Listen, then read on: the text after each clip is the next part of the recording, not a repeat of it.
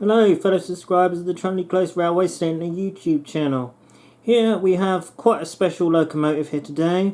Now basically, yes, as you can see and have probably noticed by the title, that this is a Heljan O-gauge class 25 diesel locomotive in two-tone green, full yellow ends, and yeah, I must say I am awfully pleased with this. Now, basically, it was pot luck that I got this locomotive. This is this is the Class 25-3 variant, as you can see, with the nice big windows at the front, and also we have the obviously the tank, the short range fuel tank there, and yeah, and obviously it doesn't have all the grills in the side of it. So yes, this is a 25-3. It hasn't got a number on it, obviously, that's just standard. You need to choose your number and you can get it printed on somehow. My idea is for it to possibly become Tamworth Castle. Well, I'm gonna try and do it, but the only downside is this here is that basically it should have a green line along the front there, but it doesn't. So sadly, it's slightly the incorrect variant and paint job to be doing Tamworth Castle, but I'll just have to think about it and see what I can think of in what to do with it. Okay, so what we're going to do is we're going to move this onto the floor, and yeah, and then we'll get a closer look at it. First of all, go through the packaging, no mind first. Okay, so now we've got it on the floor, we can get started. So basically, this is the box that came in. Obviously, just a standard Heljan box, which lifts up. You can just, we're doing this one-handed, mind, and it's not exactly going according to plan, is it? All right, I'll tell you what. Okay, so I've lifted up the box now. Obviously, as you can see, this we've got obviously we've got ploughs there. They're ploughs. If you want to put ploughs on it, I probably would if I'm doing Tamworth Castle. We've got spare vacuum hoses and pipes and cables and stuff. We also have the paperwork. This is how to how to remove the body, how to add snow ploughs, and the buffer beam steps. Oh, I see, okay. So it has buffer beam steps with it, which I haven't actually seen. Are they in here somewhere? Oh yeah, I think I see them. Yeah, okay, so there is buffer beam steps which can be fitted. That should have to be done later on, so buffer beam steps can be fitted onto it. So it tells you about that, and I suppose this side is double-sided. Somewhere, oh yeah, it tells you all the parts, etc. Oh, and a bit of information about the model and stuff like that, so that's that.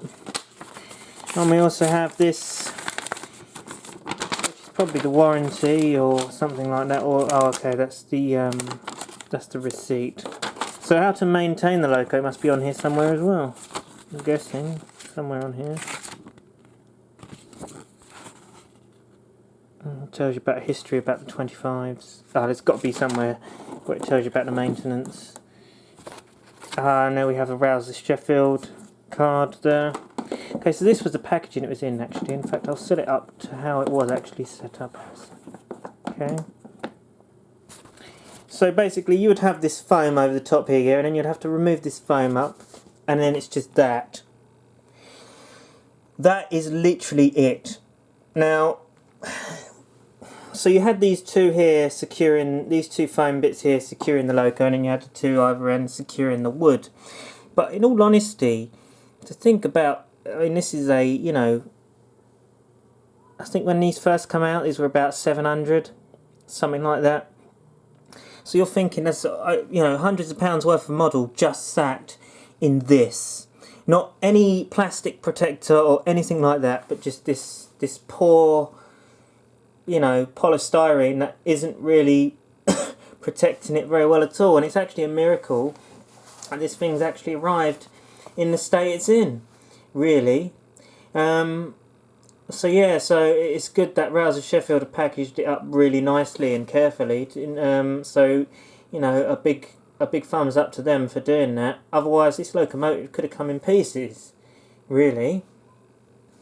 So yeah, so that is literally just it. That is the only box. And to be honest with you, I don't think I want to put this locomotive back in its box, to be honest, because I just think the box is just absolutely shite. I know that sounds a bit rash, but that's just being honest. It's got hardly any protection for the model at all, really. Compared to, say, the Dapple, I don't know if you saw the reviews on the Dapple O-Gauge Terrier. I don't know if I did one on the 08 yet. But the Terrier and the 08 both had the plastic ice-boxed style of protector. So it's protected nicely, but this, for the price you're paying for it, it's not very well protected in the box. So I'm just going to make people aware of that, and make sure, if you do order one of these or any of these models, to make sure that they do package it up as well as they possibly can. Okay, so we're going to head over to the Class 25 now and look at all the details. Okay, so I do apologise if the lighting isn't 100% perfect, but it's just the location of where we are in my room. So as we're here and in this angle, we could always just start off with the buffer beam detailing. Now, what can we say about this? I mean, just look at it. This buffer beam detailing is spot on. There is no faults with that whatsoever. Obviously, there is some buffer beam steps I still need to add on, but it's really well done. It looks really nice, and it's all there, nicely done, including the chain there, which to be honest with you, I had to fix. Because obviously, as standard, there's always going to be something, isn't there, that comes off. The screw link coupling came off, so I had to screw it back on, basically.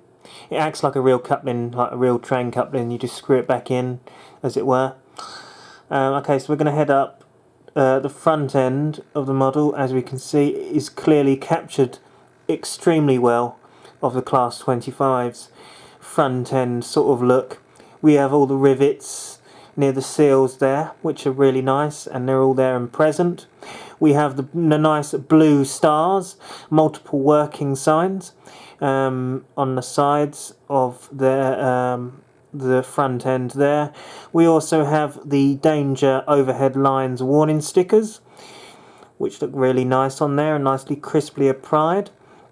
And even when you come up to the windows here, you can see all of the riveting around the windows there, which is something that just would never be captured very well on, say, a double O gauge model or an N gauge, because of the size of the scale of the model, and obviously the scale of this. You can really capture more detailing on locomotives than, say, a smaller scale.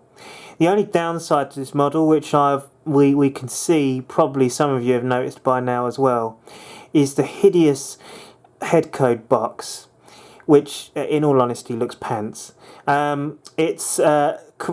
Firstly, the head code numbers are the wrong font, and secondly, you can quite clearly see that is just a paper, a paper square rectangle just pushed up against the glass there, and there's no real detail on there. There's no indications of that is a rolling blind.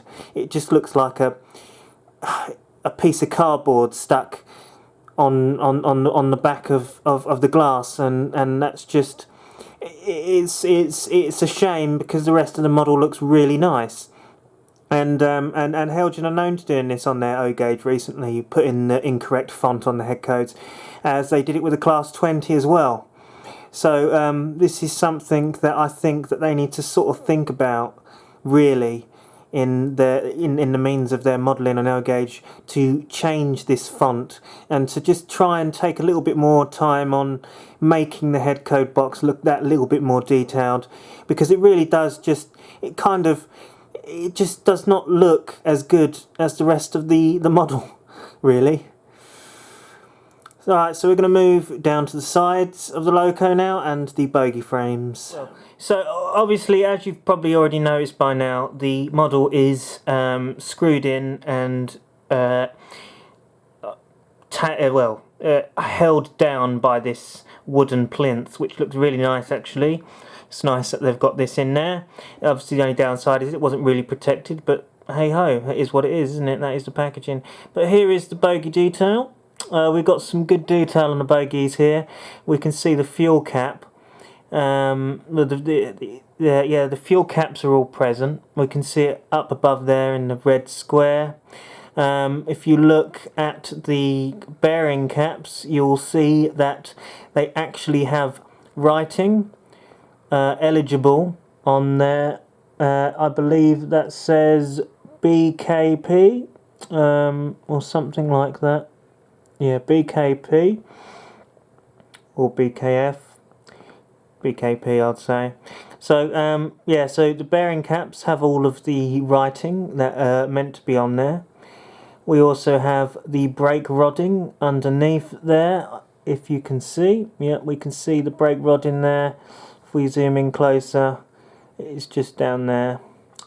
So we have all the brake rodding, all the relative pipes underneath there, which is really captured really well. Yeah, obviously we got the nice white line there, which has been picked out really lovely.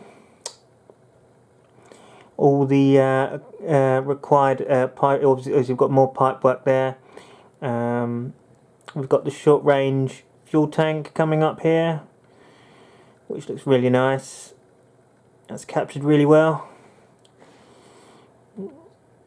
Okay, so and basically the other end is, well, obviously the other bogie frame is basically the same as the one that we've just looked at, but as you can see we have this orange, more bits of detailing of pipe work, and these orange things here. I don't know what they're for, but they're present. Yeah, and then we have the multiple working cables there, and we even have a speedometer there down there as well, which is nicely put on there and looks really smart. Obviously, if you're going to have an O-gauge model, that they can't not put an etched grille on there. So we have etched plastic grills. These aren't metal ones as far as I know. They seem like plastic. Anyway, let's feel them again. Actually, I don't know. I can't really tell, but they seem plasticky for me. No, I reckon they are metal. Okay, they're metal grills. Okay, so we've got some etched grills there, and we have eligible depot plaques. Builder's plate. Sorry, we have eligible builder's plate. This says, I believe it says British Railways Derby built, and we also have the information there. We have all of the data of the locomotive, eligible and readable. It is all printed very nicely, and you can read it. With separately fitted handrails on the side of the cab, as well as more riveting, as you can see around there. And we also have cab interior detail, which I'm going to come to now. Okay, as you can see, we have cab interior detail. We have the brake there. We also do have the throttle, which can just be seen over there. Don't know if you can see it very well. I mean, the lighting's terrible here. But with all the cab interior is present. We have the reverser, we have the brake handles, we have the throttle, and we also have some more bolts and riveting around the cab window, as you can see, which is nicely captured there. Just moving down to the underframe briefly again, if you look down there, can you see that lovely pipe work there in that gap between the fuel tank?